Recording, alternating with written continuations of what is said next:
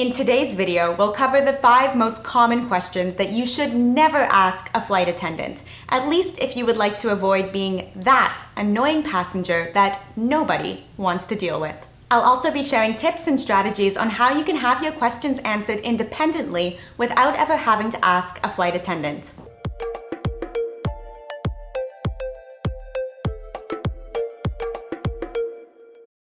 The first opportunity to annoy a flight attendant is presented to you as you go to board the plane.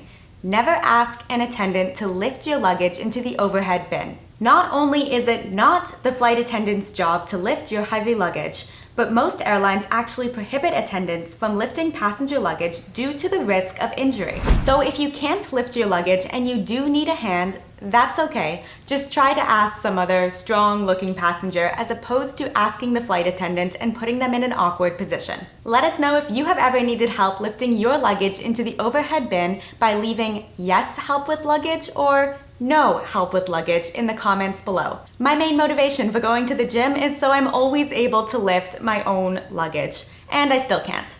At least not all the time. And the next question that you should never ask a flight attendant, at least not before takeoff, would be to change seats. There are many reasons for this. First off, flight attendants are busy trying to get passengers boarded and then get themselves safely into their own seats for takeoff. Secondly, other passengers may still be boarding and those empty seats that you see may actually be assigned. Another reason to not ask to switch seats before takeoff would be simply because of safety. According to my research, there is some legitimacy to not allowing passengers to change seats until the plane is at altitude due to weight and balance concerns. If you are very unhappy with your seat and desperate for a change, I recommend you scope out those free seats and then wait for the plane to take off and for the seatbelt sign to turn off to ask a flight attendant if you can move specifically from your seat to an empty seat. And if it's not too much of a stretch, try to give a good reason. And then don't argue regardless of what the result is. Sometimes it's not up to that individual flight attendant as to whether or not they allow you to switch seats. They may be following instructions from their boss or their managers to not allow these changes. Sometimes you'll board an airplane and then end up sitting on the tarmac for hours due to a delay. The delay could be because they need to de-ice, or because other planes are taking up runway space, or because of some other mechanical issue.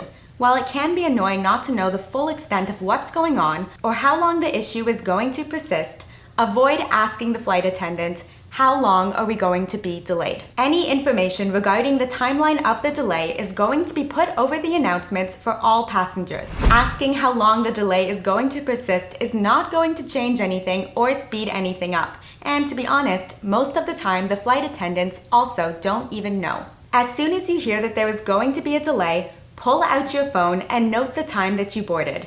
Now keep track of the time elapsed between your boarding the plane and the plane pushing back for takeoff. The reason you'll want to know exactly how long the plane is delayed for is because airlines are required to provide certain perks and sometimes even compensation based on the length of time of what is known as a tarmac delay. A tarmac delay occurs when an airplane is on the ground either awaiting takeoff or when an airplane has just landed and passengers do not have the opportunity to get off the plane. You can Google the requirements for compensation based on the length of the delay for the airline that you are flying with. And if you do not think the airline compensated you as it should have for the delay, then you can file a claim with the Department of Transportation or use a service like AirHelp that will file a claim on your behalf for free. Just know that if you do use a service like AirHelp and the claim is successful, they will take a percentage of what is owed to you. The next annoying and absolutely unnecessary question to ask a flight attendant would be what food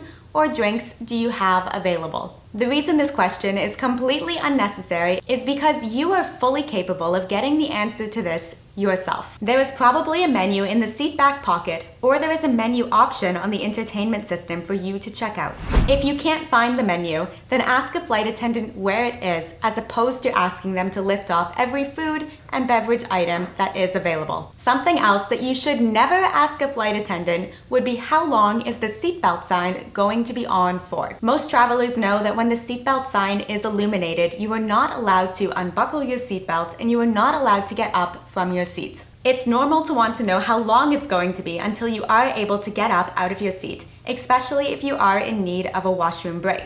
However, like with flight delays, the flight attendant probably has no idea how long the seatbelt sign is going to be illuminated, since it's usually lit up to keep passengers safe from things like turbulence due to rough air. What's going to make this question especially frustrating for a flight attendant is because since you can't get up to ask the flight attendant the question, you actually need to call them over to you. Your need for the answer, which you probably won't even get, is now putting that flight attendant at risk as they need to get up out of their seat to come over to you as opposed to staying seated for their own safety. There are many other questions that you should avoid asking a flight attendant, such as, am I going to make my connecting flight, since they probably have no idea either, or asking for an upgrade, unless you are one of those passengers with airline loyalty, but still they will probably come to you as opposed to you asking them if you are eligible for an upgrade. Safe travels, and I hope you'll subscribe to join us back here for more travel tips and hacks next week. Thanks for watching. Bye.